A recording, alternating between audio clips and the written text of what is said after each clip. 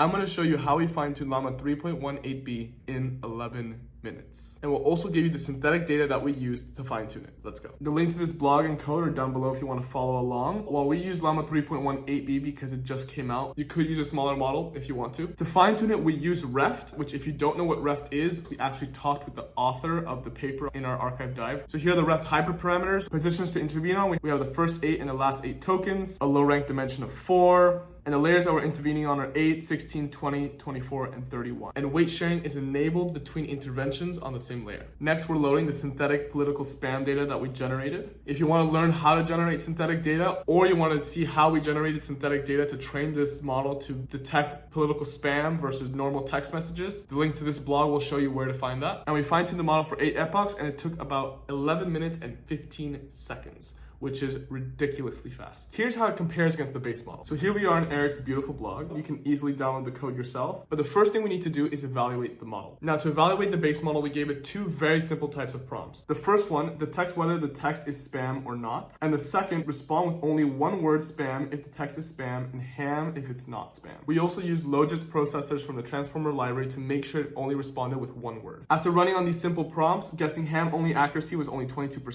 spam only 78%, base model 78, base model accuracy voting 86, base model with alternative prompt accuracy 22, and our fine-tuned model accuracy was 100%.